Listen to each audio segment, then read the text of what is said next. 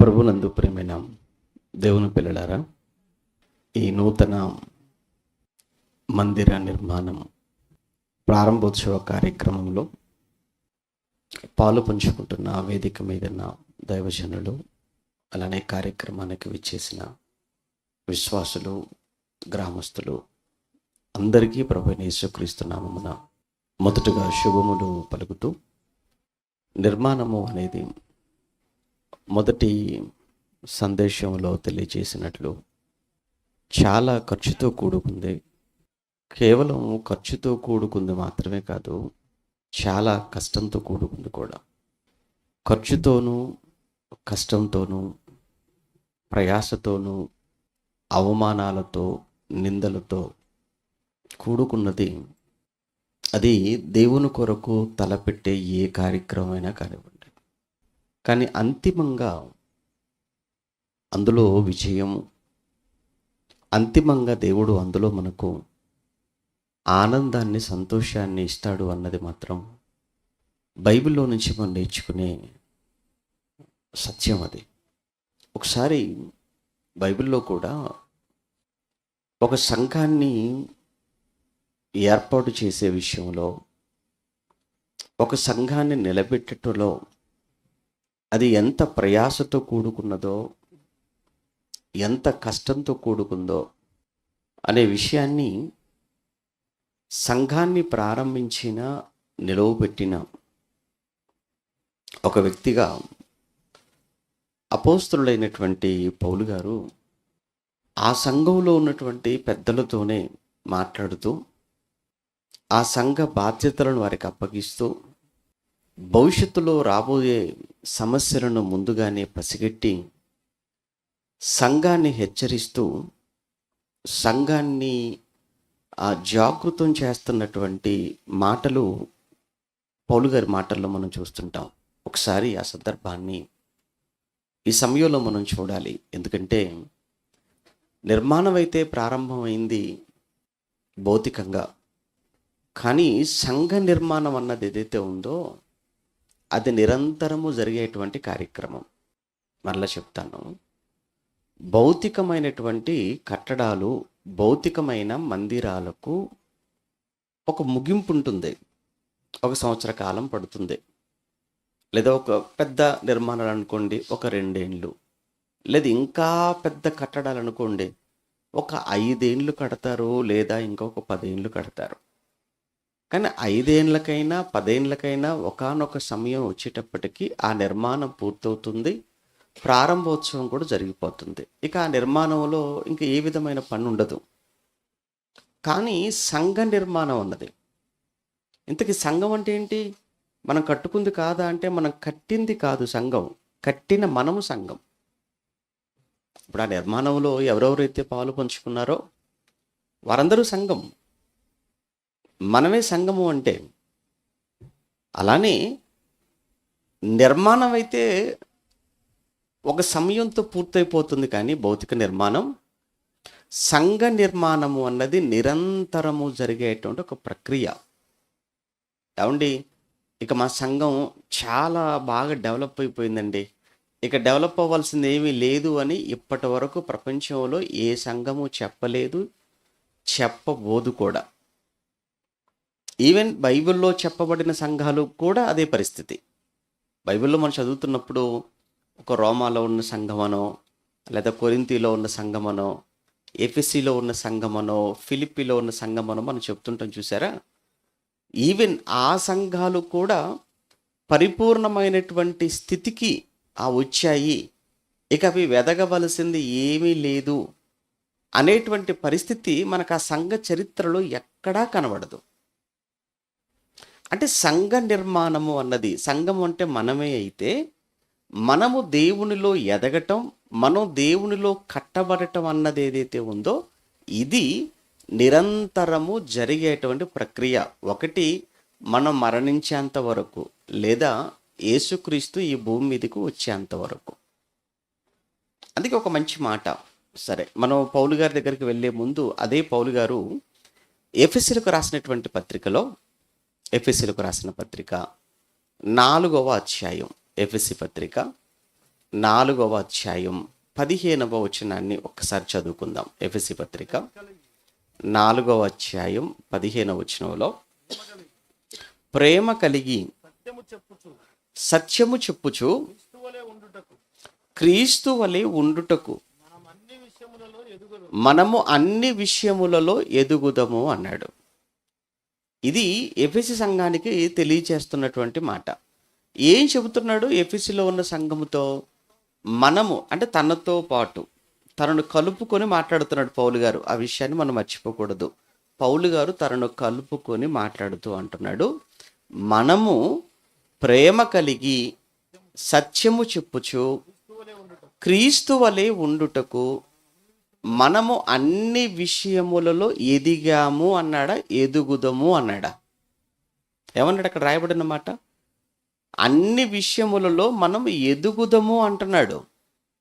అంటే ఇంకా ఎదగలేదు, మనం ఎదగాలి అన్నాడు.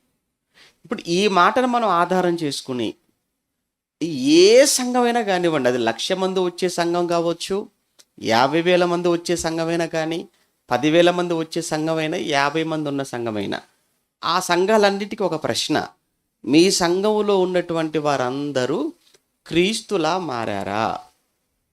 మీ సంఘంలో ఉన్న వారంతా క్రీస్తు అంత ఎత్తుకు ఎదిగారా? సంఘంలో ఉన్న ఏ వ్యక్తిని చూసినా యేసుక్రీస్తుల వారే కనబడుతున్నారండి మాకు అని మనల్ని చూసి ఈ ఊర్లో ఉన్న ఏ ఒక్కరైనా చెప్పగలరా? ఎవరైనా? మా సంఘంలో 50 మంది ఉన్నారండి, 50 మంది 50 యేసుక్రీస్తులేనండి 50 మంది అని చెప్తారా? లేదు. మా సంఘంలో 100 మంది ఉన్నారండి, 100 మందిలో ఎవరిని చూసినా యేసుప్రభుని చూసినట్టే ఉంటుందండి అని ఏ ఒక్క సంఘాన్ని గురించి అని చెప్పమనండి. 50 మందే లేరు, 100 మందిలోనే కనబడట్లేదు ఒక్క యేసుక్రీస్తు కూడా. మా సంఘానికి 1,00,000 మంది వస్తారని చెప్తాడు ఒక ఆయన. అక్కడ ఎంతమంది ఉంటారంటారు? 50 మందిలో ఒకరు కనిపించట్లేదు, 100 మందిలో అసలు లేరు. 50లో 100లోనే లేనప్పుడు ఒక్క యేసు ప్రభు కూడా లక్షల మంది వెళుతున్నటువంటి సంఘంలో ఎంతమంది ఉండొచ్చు అని అనుకోగలం చెప్పండి. ఇక విషయం ఏంటంటే, నిర్మాణాలు అయితే చాలా బాగున్నాయి. ఆకాశాన్ని అంటే అటువంటి గోపురాలు కట్టుకున్నారు, చాలా బలమైనటువంటి పునాదులు వేసుకున్నారు. అసలు ఇక భౌతికంగా చూస్తుంటే చాలా టాప్ అది. కానీ ఇక్కడ పౌలు గారి మాటల్లో మనం చూస్తున్నప్పుడు, మనము ప్రేమ కలిగి సత్యం చెప్పుచు క్రీస్తు వలె ఉండుటకు మనము అన్ని విషయములలో ఎదుగుదము అన్నాడు. ఎప్పుడైతే బాప్తిస్మము తీసుకొని సంఘములోనికి మనం ప్రవేశించామో ఆ రోజు నుంచి ఏంటి నీ లక్ష్యం అంటే, నేను యేసుక్రీస్తులా మారాలి. నువ్వు క్రీస్తు సంఘంలోకి ఎందుకు వచ్చావు? క్రీస్తులా మారడానికి వచ్చాను. లాయర్ అవ్వాలని అనుకున్నారనుకున్న ఎవరైనా, లాయర్ అవ్వాలనుకున్న వ్యక్తి మెడికల్ కాలేజీలో చేరితే అవుతాడా, లా కాలేజీలో చదువుతూ అవుతాడా? అంటే ఒక వ్యక్తి లాయరుగా పట్టభద్రుడు అవ్వాలి అని అంటే లా కాలేజీలో అడ్మిషన్ వేయాలి, లా కాలేజీలో సీట్ రావాలి, లా కాలేజీలో చదువుకోవాలి. అప్పుడు అది కూడా తిన్నగా వెళ్ళాలి, చక్కగా చదువుకోవాలి, బాగా పరీక్షలు రాయాలి. అప్పుడు పట్ట చేతికి వస్తుంది, అప్పుడు ఒక లాయర్గా బయటకు వస్తాడు. అలానే ఒక ఇంజనీర్ అవ్వాలంటే ఏ కాలేజీలో చేరాలి? లా కాలేజీలో చేరాలా? ఇంజనీర్ అవ్వాలంటే ఇంజనీరింగ్ కాలేజీలో జాయిన్ అవ్వాలి. ఒక ఇంజనీర్ అవ్వాలనే ఆశ కలిగిన వాడు ఇంజనీరింగ్ కాలేజీలో జాయిన్ అయ్యి చక్కగా కాలేజీకి వెళుతూ చక్కగా చదువుకుంటూ చక్కగా పరీక్షలు రాస్తే చివరిలో నీ చేతికి ఒక ఇంజనీర్ పట్టా అనేది ఇస్తారు. డాక్టర్ అవ్వాలనుకున్నప్పుడు మెడికల్ కాలేజీలో జాయిన్ అవ్వాలి. అలా మెడికల్ కాలేజీలో నువ్వు సీట్ సంపాదించుకోవడం కష్టం. పోనీ వచ్చింది, చక్కగా వెళ్ళాలి, చదువుకోవాలి. చివరిలో అప్పుడు కదా నీకు ఎంబీబీఎస్ సర్టిఫికెట్ని చేతికిస్తారు. అంటే ఒక డాక్టర్ అవ్వాలంటే మెడికల్ కాలేజీలో చదువుకోవాలి, ఒక ఇంజనీర్ అవ్వాలంటే ఇంజనీరింగ్ కాలేజీలో చదువుకోవాలి, ఒక లాయర్ అవ్వాలంటే లా కాలేజీలో చదువుకోవాలి. మరి క్రీస్తులా మారాలంటే, నువ్వు ఒక క్రీస్తులా ఎదగాలంటే, నువ్వు ఒక క్రీస్తులా మారాలి అన్నా క్రీస్తులా ఎదగాలి అన్నా క్రీస్తు సంఘములో చేరాలి. ఇది ఒక ఇన్స్టిట్యూషన్ అనుకుందాం కాసేపు, సంఘము అనేది. అందుకే ఇక్కడ పౌలు గారు చెప్పిన మాట ఏంటంటే, మనము ప్రేమ కలిగి సత్యము చెప్పుచు క్రీస్తు వలె ఉండుటకు మనము అన్ని విషయములలో ఎదుగుదము. మనము ఈ క్రీస్తు సంఘములో చేరింది, క్రీస్తు యొద్దకు వచ్చిందే మన లక్ష్యం ఏంటంటే క్రీస్తులా మారిపోవడానికి. ఏమండి, 1 సంవత్సరం నుంచి వస్తున్నాడండి, చాలా మార్పు వచ్చేసిందండి అతనిలో. ఇతను 2 ఏళ్ల నుంచి వచ్చాడండి, అతని కంటే కూడా ఇతనిలో చాలా మార్పు వచ్చేసింది. ఇతను 5 ఏళ్ల నుంచి వస్తున్నాడు సంఘానికి. అసలు ఇతనిలో చూస్తుంటే ఎంత ఓర్పు అండి, ఒకప్పటికి ఇప్పటికీ ఎంత సహనం, ఎంతగా తగ్గించుకుంటాడు. దేవుడు పనంటే ఎంత ఆసక్తి. ఎందుకండి ఇతనిలో ఇంత మార్పు? మరి 5 ఏళ్ల నుంచి వస్తున్నాడు సంఘానికి. 5 ఏళ్ల నుంచి సంఘానికి వస్తున్నప్పుడు ఇతనిలో ఈ మాత్రం ఉండాలి. మరి 10 ఏళ్ల నుంచి వచ్చిన వాడు ఎలా ఉండాలి? ఇంకా మొహం మీద ఉమ్మేస్తే తుడుచుకొని వెళ్ళిపోవాలి. ఈ చెంప మీద కొడితే ఆ చెంప చూపించాలి. ఎందుకు? మరి 10 ఏళ్ల అనుభవం ఇది. అంటే ఇక్కడ ఎవరి రూపంలోనికి ఇక్కడ మారిపోతున్నారు, ఎవరి రూపంలోనికి మారాలి సంఘంలోకి వచ్చేవారు అన్నప్పుడు, ఎవరి రూపంలోకి ఎవరిలా మారకూడదు, క్రీస్తు రూపంలోనికి, క్రీస్తులా మారడానికి క్రీస్తు సంఘంలోనికి రావాలి. అంటే ఈ సంఘంలోనికి వచ్చారు అనంటే ఈ సంఘానికి వెళ్ళిపోతే క్రీస్తులో ఉన్న ప్రేమ, క్రీస్తులో ఉన్న క్షమాగుణం, క్రీస్తులో ఉన్నటువంటి ఆ దీర్ఘశాంతం, క్రీస్తులో ఉన్న తగ్గింపు ఈ సంఘానికి వెళుతున్న వారిలో మనం చాలా బాగా చూడొచ్చండి. ఆ సంఘానికి వెళ్ళే వారందరిలో ఈ లక్షణాలు చాలా మెండుగా కనబడతాయని మన సంఘాన్ని గురించి సమాజం చెప్పుకుంటున్నప్పుడు అప్పుడు ఈ సంఘం అనేది కట్టబడుతుందని అర్థం. ఇప్పుడు అందరి దృష్టికి ఏంటంటే కనబడే నిర్మాణాన్ని మనం పూర్తి చేసుకొని ప్రారంభం చేసుకుంటున్నామన్నది ఇది అందరికీ తెలిసింది. ఇది పెద్ద కష్టం కాదు ఒక విధంగా చెప్పాలి అంటే. ఎందుకంటే ఇది ఒక సంవత్సరం కష్టం, ఒక 2 సంవత్సరాల కష్టం. కానీ నీలో క్రీస్తుని సమాజానికి చూపించడం, సంఘానికి వచ్చే వారు అందరిలో యేసుక్రీస్తుల వారు కనిపించాలి అని అంటే ఇది ఎన్ని సంవత్సరాల ప్రయాస, ఎన్ని సంవత్సరాల తర్బీదది, ఎన్ని సంవత్సరాలు ప్రయత్నం చేస్తే ఆ స్వరూపంలోకి మనం మారగలం. ఇది సేవకుడికి ఒక పెద్ద టాస్క్ ఇది. అంటే ప్రతి సేవకుడు సంఘానికి వచ్చే ప్రతి ఒక్కరిని ఎలా మార్చాలి అంటే క్రీస్తులా మార్చాలి. అలా క్రీస్తులా మార్చడానికి సేవకుడికి అంత సులువైన పని కాదు. చాలా కష్టంతో కూడుకుంది సేవకునికి. ఎంత కష్టం అంటే, ఇప్పుడు పౌలు గారి మాట దగ్గరికి వెళ్దాం. ఆపేశాను కదా. అపోస్తుల కార్యములు 20వ అధ్యాయం. అపోస్తుల కార్యములు 20వ అధ్యాయం. అపోస్తుల కార్యములు 20వ అధ్యాయం 17 నుంచి చూద్దాం. అతడు మిలేతు నుండి, పౌలు గారు, అతడు అంటే పౌలు గారు అని అర్థం. అతడు పౌలు గారు మిలేతు నుండి ఎఫెసునకు వర్తమానం పంపి, ఎఫెస్ అంటే ఇప్పుడు మనం చదువుకున్న చూసారా, ఎఫెసీలకు రాసిన పత్రిక 4వ అధ్యాయం 15 వచనాన్ని మనం చదువుకున్న చూసారా, ఆ సంఘమే అన్నమాట. ఆ సంఘంలో ఉన్న ఆ పెద్దలను పిలిపించి వారు తన యుద్ధకు వచ్చినప్పుడు వారితో ఇట్లా నేను ఆసియాలో కాలు పెట్టిన దినము నుండి, అంటే ఎఫెసులో కాలు పెట్టిన దినము నుండి ఎల్లకాలము మీ మధ్య ఎలాగో నడుచుకుంటునో మీరే ఎరుగుదురు. నేను మీ యొద్దకు వచ్చినప్పటి నుంచి ఇప్పటి వరకు నేను ఎలా ఉన్నానో మీకు తెలుసు కదా అన్నాడు. ఇది అంటే సేవకుని జీవితం ఎలా ఉండాలి అంటే తెరిచిన పుస్తకంలా ఉండాలి. ప్రతి సేవకుని జీవితం తెరిచిన పుస్తకం. అంటే ఏ విధమైనటువంటి రహస్యాలు ఏమి ఉండటానికి వీల్లేదు. ఎంతమంది చెప్పగలరు ఈ మాట అంటే? చాలా కొద్ది మంది, వేళ్ళ మీద లెక్క పెట్టగలిగిన ఆ కొద్ది మందే ఉంటారండి. నేనేంటో మీకు తెలియదా? నేను ఎలా ఉన్నానో మీకు తెలియదా? ఎలా నడుచుకున్నానో మీకు తెలియదా? మీకు తెలియకుండా ఇంకేముంది నా జీవితం? అని అంటే అంత ట్రాన్స్పరెంట్గా ఉండాలి, అంత పారదర్శకంగా ఉండాలి సేవకుని జీవితం. ఎందుకంటే ఇతను అలా ఉన్నప్పుడే అక్కడికి వచ్చేవాళ్ళు ఒక్కొక్కరు క్రీస్తులా మారేటువంటి అవకాశం ఉంటుంది. అదే పౌలు గారి మాట. ఏమన్నాడు చూడండి అక్కడ ఎఫెసీ సంఘంతో, నేను ఆసియాలో కాలు పెట్టిన దినము నుండి ఎల్లకాలము మీ మధ్య ఎలాగు నడుచుకుంటునో మీరే ఎరుగుదురు. యూదుల కుట్ర వలన నాకు శోధనలు సంభవించాయి. యూదులు చాలా కుట్ర చేశారు. ఎంత కుట్ర చేశారో మీకు తెలియంది ఏముంది చెప్పండి. ఎఫెసీలో ఉన్నప్పుడు యూదులైన వారు నా మీద చేసినటువంటి భయంకరమైన కుట్ర.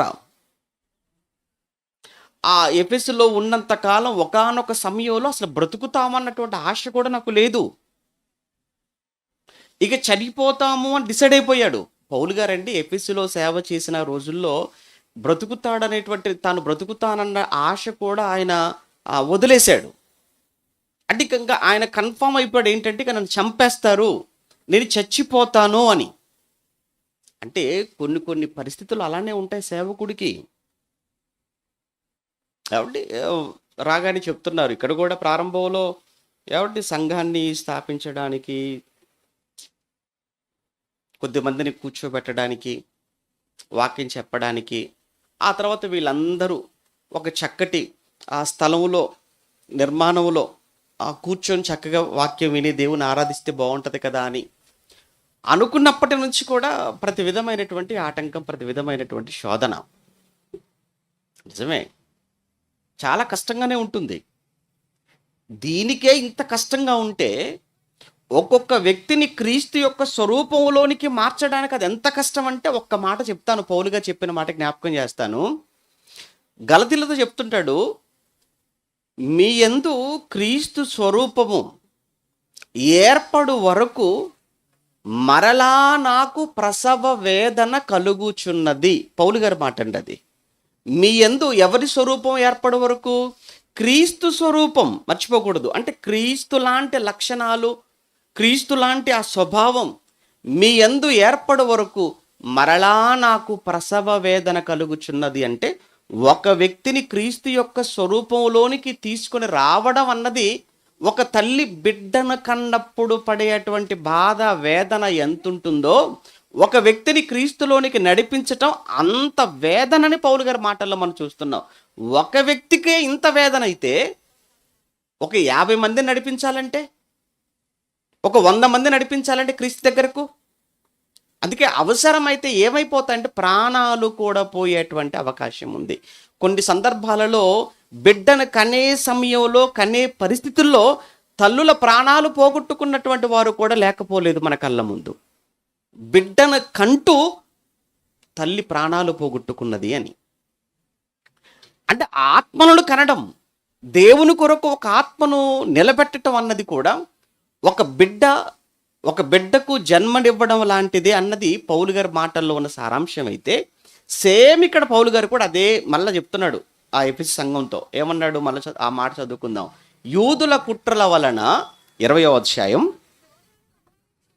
19లో, యూదుల కుట్రల వలన నాకు శోధనలు సంభవించినను కన్నీళ్లు విడుచుచు పూర్ణమైన వినయ భావముతో నేను ఎలాగూ మీ మధ్య నడుచుకుంటునో, ఎలాగూ ప్రభువును సేవించుచుంటినో మీకు తెలియను. మరియు ప్రయోజనకరమైనది ఏదియో నేను దాచుకోక బహిరంగముగాను ఇంటింటనో మీకు తెలియచేయుచు బోధించుచు దేవుని ఎదుట మారు మనసు పొంది మన ప్రభువైన యేసుక్రీస్తునందు విశ్వాసముంచవలనని యూదులకును గ్రీసు దేశస్థులకును ఎలాగూ సాక్ష్యం ఇచ్చుచుంటినో ఇదంతయు మీకు తెలియను. నా గురించి మీకు తెలియనిదంటూ ఏది లేదు. నేను ఎంత కష్టపడ్డాను కదా మీ మధ్యకు వచ్చినప్పుడు, ఎఫెసీకి వచ్చినప్పుడు. మీ మధ్య సుమారు 3 సంవత్సరాలు ఉన్నాను. ఈ 3 సంవత్సరాలలో నాకు వచ్చిన శోధనలు మీకు తెలియంది కాదు, నా పైన జరిగిన కుట్రలు మీకు తెలియంది కాదు. ఆ శోధనలు, ఆ కుట్రలు, ఆ హింసలలో భాగంగా ఒకానొక సమయంలో ప్రాణాలు పోతాయని నేను అనుకున్నంతగా, ప్రాణాలు పోయే అంతగా నన్ను ఎన్ని ఇబ్బందులకు గురి చేశారో కూడా మీకు తెలుసు. అయినప్పటికీ కూడా నేను ఇంటింట బహిరంగముగా ఏది కూడా దాచుకోకుండా ప్రతి విషయాన్ని నేను మీకు చెప్పాను. ఈరోజు మిమ్మల్ని నిలవపెట్టాను, అక్కడ సంఘాన్ని స్థాపించగలిగాను. ఆ సమయంలో నేను కన్నీళ్లు కూడా పెట్టుకున్నాను, కన్నీళ్లు కూడా విడిచాను అని ఒక పౌలు గారు మాట్లాడుతున్న మాట అండి. నిజంగా కన్నీళ్ళు అనేటువంటి ఆ ప్రస్తావన అక్కడ చూస్తున్నప్పుడు చాలా బాధ కలిగింది. అంటే అలానే ఒక్క కన్నీళ్ళు విడిచినటువంటి వారిలో ఒక పౌలు గారే కాదు, భక్తులందరి జీవితాలలో కన్నీళ్ళే కనబడుతుంటాయి. మీరు పితరుల కాలంలో ఒక యోబును చూసినా, ఒక యోసేపును చూసినా, అలానే ఒక దావీదు కూడా కన్నీళ్లు పెట్టుకున్న సందర్భం, ఇర్మియా గారు కన్నీళ్లు పెట్టుకున్న సందర్భం, ఒక హిజ్కియా రాజు ఆయన కూడా కన్నీళ్లు విడిచి గోడ వైపుకు తిరిగి ఆ దేవుడికి ఆయన ప్రార్థించిన ఇవన్నీ మనం చూస్తుంటే చివరికి యేసుక్రీస్తుల వారు కూడా ఆయన కన్నీళ్లు విడిచేశాడు. యేసు ప్రభుల వారు కూడా కన్నీళ్లు పెట్టుకున్నాడు. ఇలా ఆ రోజు అబ్రహాము మొదలుకొని, ఒక ఆ యోసేపు మొదలుకొని, యోబు మొదలుకొని, యేసుక్రీస్తుల వారి వరకు, ఇక్కడ పౌలు జీవితం వరకు కూడా మనం చూస్తుంటే కన్నీళ్లు కార్చని, కన్నీళ్లు విడువని భక్తుడంటూ మనకు కనబడడు. అంటే ప్రతి భక్తుని జీవితంలో కన్నీళ్ళు సహజమై, అయితే ఆ కన్నీళ్ళు స్వార్థం కోసం కార్చిన కన్నీళ్ళు కాదు, వారి కోసం వారు పెట్టుకున్న కన్నీళ్ళు మాత్రం కాదు. మరి ఎవరి కోసం? సమాజం కోసం. ఇర్మియా గారు కన్నీళ్లు పెట్టుకున్నాడు. ఎవరి కోసం పెట్టాడు తెలుసా? యెరూషలేము ప్రజల కోసం కన్నీళ్లు పెట్టుకుంటున్నాడు. యేసు ప్రభుల వారు కన్నీళ్లు కార్చాడు. ఆయన ఎవరి కోసం కన్నీళ్లు కార్చాడు? లోకం కోసం కన్నీళ్లు పెట్టుకున్నాడు ఆయన. ఇక్కడ పౌలు గారు కూడా కన్నీళ్లు కారుస్తున్నాడు. ఆయన పెట్టే కన్నీళ్లు కూడా ఆయన కోసం కాదు, ఆయన కొరకు కాదు, దేవుని కొరకు, సమాజం కొరకు.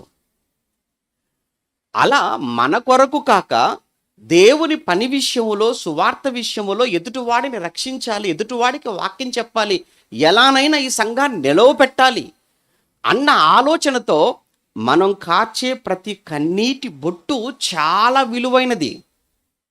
చాలామంది అంటుంటారు కన్నీళ్ళు చాలా విలువైనవండి అంటుంటారు. అవును, మరి విలువైనవి ఎందుకు? అనవసరంగా కొంతమంది ఉంటుంటారండి, ప్రతిదానికి ఏడ్చేస్తుంటారు, ఏడ్చి మాట్లాడుతుంటారు. అప్పుడు అంటుంటారు, ముందు నువ్వు ఏడు పాపి విషయం చెప్పంటారు. చూడండి, అంటే వాళ్ళకి ఏంటంటే మాటకు ముందు ఏడుపు, మాట తర్వాత ఏడుపు, ఏడుస్తూనే మాట్లాడుతుంటారు. ఎందుకు కన్నీళ్ళు అలా పట్టపట్ట ఎందుకు రాల్చేస్తున్నావు? కన్నీరు చాలా విలువైనది. పరలోకంలో ఉన్న దేవుడు బుడ్డిలో దాచుకుంటాను అన్నాడు. ఆ కన్నీళ్ళు తెలుసా? బుడ్డిలో దాచబడి ఉన్నవి అన్నాడు. ఒకసారి ఆ మాట చూస్తారా? ఎక్కడ? 56వ కీర్తన ఒకసారి చూడండి.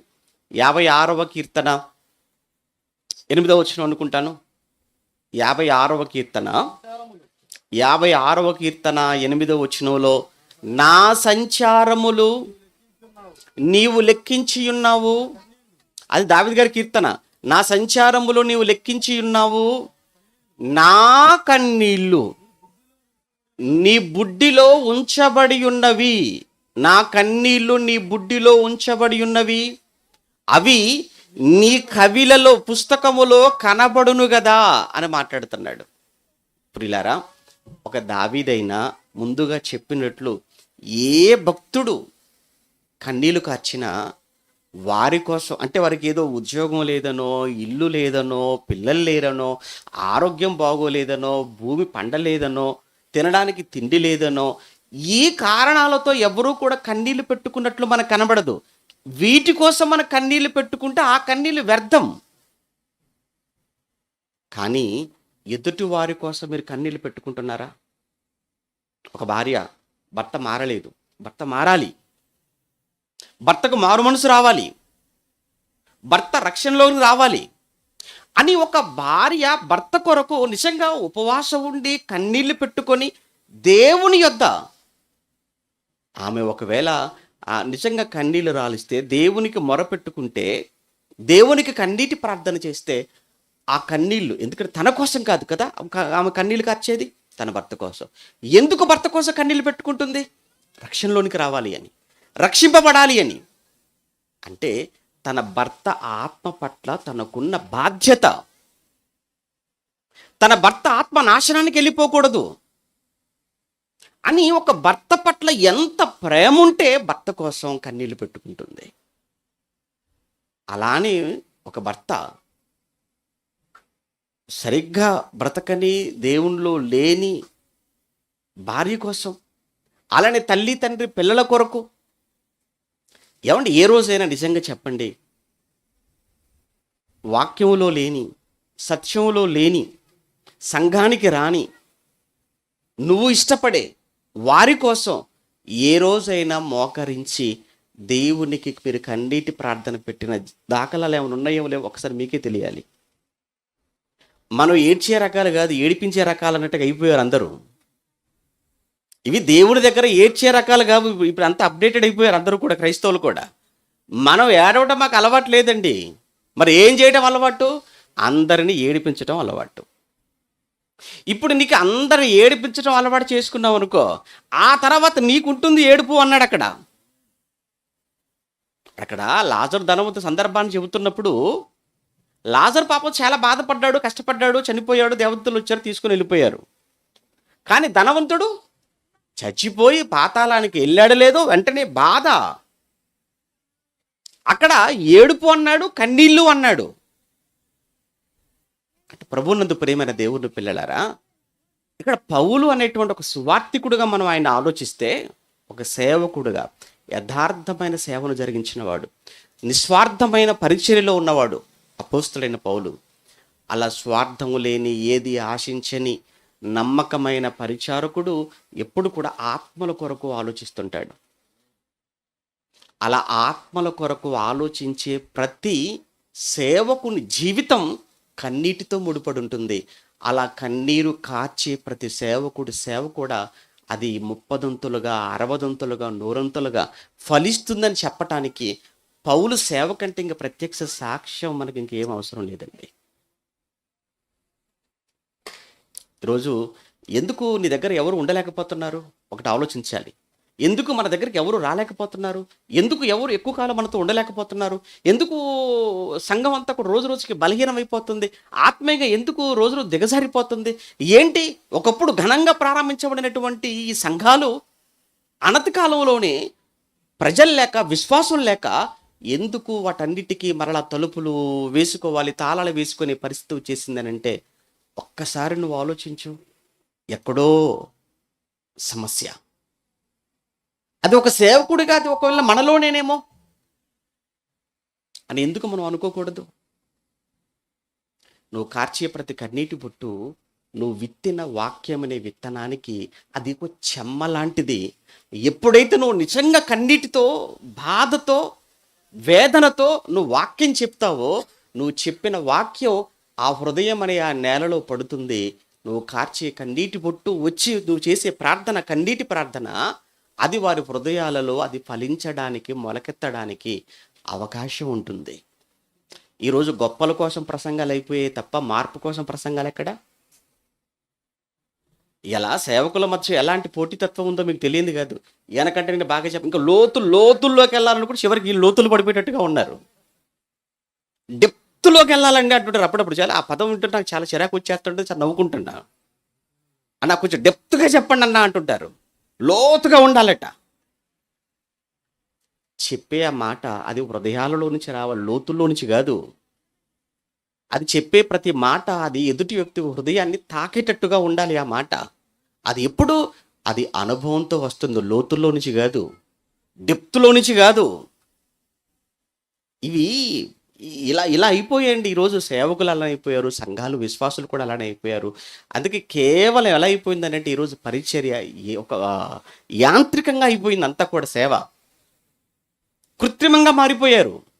ఏదో అందరూ ఎలా మన సహోదరులు మన ముందు ఎలా అయితే దేవాలయానికి వెళ్ళాలో వెళుతున్నారో వస్తున్నారో మొక్కుబడిగా ఈరోజు సంఘాలకు వచ్చే వారి పరిస్థితి కూడా ఆదివారం కనుక వెళ్ళాలని మొక్కుబడిగా వచ్చే ఆరాధనలు, మొక్కుబడిగా చేసే ఆరాధనలు మనస్ఫూర్తిగా. ఏమన్నాడు? నీ పూర్ణమైన హృదయముతో, నీ పూర్ణ ఆత్మతో, నీ పూర్ణ హృదయంతో, నీ పూర్ణ మనసుతో నువ్వు చేస్తే ఆరాధన అవుతుంది తప్ప మొక్కుబడిగా ఆదివారం కనుక సమయం అయింది కనుక వెళ్ళాలి, వెళ్ళకపోతే పాస్టర్ గారు చూస్తారు, లేకపోతే రాసుకుంటారు, రేపొద్దున మళ్ళీ తలపోటు అని భయపడిపోయి వస్తున్నారు అని అంటే మీరు వచ్చినా రాకపోయినా ఉపయోగం లేదు. అది మీరు వచ్చి చేసిన అది ఆరాధనగా దేవుడు దాన్ని పరిగణించడం. ఇవి ఈరోజు ఇలా అయిపోయాయి సంఘాలు. ఆ రోజు అపోస్తులైన పౌలు గారు మాట్లాడుతున్న మాట అండి. ఏమన్నాడు మళ్ళీ ఒకసారి చూసుకుందాం, ముగించుకుందాంలేండి. 20వ అధ్యాయం అపోస్తుల కార్యములు 20వ అధ్యాయంలో అదే అధ్యాయం 20లో 31 నుంచి మనం చూడగలిగితే 31 నుంచి కావున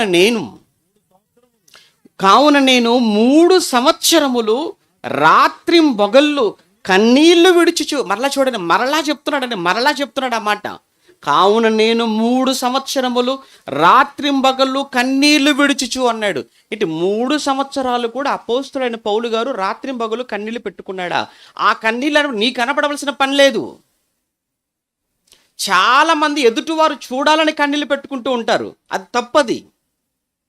వాళ్ళ ముందు నువ్వు కన్నీళ్లు కారుస్తే వాళ్ళు నువ్వు చేసేది చిరాకు పడతారు తప్ప, నువ్వు వాళ్ళ ముందు నువ్వు కన్నీళ్లు పెట్టుకోవటం వల్ల వచ్చే ప్రయోజనం ఏముంది చెప్పండి? ఒక మనిషి మరో మనిషి ముందు కన్నీళ్లు పెట్టుకుంటేనో, గట్టిగా ఏడుస్తేనో, రోదిస్తేనో, రొమ్ములు బాదుకుంటేనో ఎవ్వరు ఏమి చేయలేరు. మరి ఎవరు? దేవుడు చూడాలని కన్నీళ్ళు, నీ మనోదుఖం, నువ్వు మనసులో ఎంత బాధపడుతున్నావో, ఎంత వేదనకు లోనవుతున్నావో, ఎంత మనోదుఖాన్ని అనుభవిస్తున్నావో, ఎంతగా కుమిలిపోతున్నావో దేవునికి తెలియాలి. ఒకప్పుడు హిజ్కియా అనేటువంటి రాజు మరణకరమైన రోగంతో ఉన్నాడు. యెషయా ప్రవక్త వచ్చాడు, నువ్వు మరణమైపోతున్నావు అన్నాడు. వెంటనే యెషయా ప్రవక్త కాళ్ళ మీద పడిపోయాడా? అయ్యో అని ఏడ్చేశాడా? లేదు. తన ముఖమునట గోడ తట్టు తిప్పుకున్నాడటే. యెషయా తట్టు ఎందుకు తిప్పుకోలేదు? సేవకుడు కదా ఆయన, ఒక ప్రవక్త కదా. ఆయన కాదు చూడవలసింది నా బాధ, ఆయన కాదు చూడవలసింది నా కన్నీళ్ళు చూడవలసిన వాడు, నా బాధ చూడవలసిన వాడు ఎవరు? దేవుడు. గోడ తట్టు తిప్పుకుంటే ఎవరు కనబడతాడు? ఎవరు కనబడరు. కానీ ఆయనకు కనబడాలి. ఎవరికి? దేవుడు. అందుకే ఇమీడియట్గా వెంటనే ఆ కన్నీళ్ళు చూశాడు దేవుడు. మళ్ళీ అదే యెషయా ప్రవక్తతో వర్తమానం పంపించేశాడు. చెప్పు యెషయా, వెళ్ళి మరొక 15 సంవత్సరాల ఆయుష్ను పొడిగిస్తున్నానని చెప్పు. రేపు చనిపోవలసినటువంటి హిజ్కియా, తెల్లవారితే చనిపోవలసినటువంటి హిజ్కియాకు మరో 15 సంవత్సరాలు ఏం పెట్టి తెచ్చుకున్నాడు ఆయుష్ను? డబ్బిచ్చా? అధికారాన్ని బట్టా? బంగారాన్ని బట్టా? కాదు, కేవలం చేసిన కన్నీటి ప్రార్థన. అది ఎవరు చూడాలి? దేవుడు చూడాలి. అంతే తప్ప మనుషుల ముందు నువ్వు కన్నీళ్లు పెట్టుకున్నా, మనుషుల ముందు నువ్వు ఎంత ఏడ్చినా, ఎవరైనా కానీ కాసేపు అయ్యో అనగలరేమో కానీ అంతకు మించి వాళ్ళెవ్వరూ నీ సమస్యను తీర్చేవారు కారు. నీ సమస్యను తీర్చేవారు, నిన్ను సంతోషపెట్టేవారు దేవుడు. ఆయన ముందు కార్చు నీ కన్నీళ్ళు. నువ్వు కార్చే ప్రతి కన్నీటి బొట్టు అది స్వార్థం లేనిదై ఉండాలి, నీ కొరకు కానిదై ఉండాలి, సమాజం కోసమై ఉండాలి, సంఘం కొరకై ఉండాలి. అట్టి కన్నీటికి చాలా విలువ ఉంది. అందుకోసం నువ్వు కార్చే ప్రతి కన్నీటి బొట్టును దేవుడు బుడ్డిలో పెట్టాడు. అందుకే ఇక్కడ పౌలు గారు మాట్లాడుతున్నారు. అంటే 3 సంవత్సరాల ఎఫెసులో ఉన్నంత కాలం అదే చెప్తున్నాడండి. ఏమన్నాడు మరలా 31లో?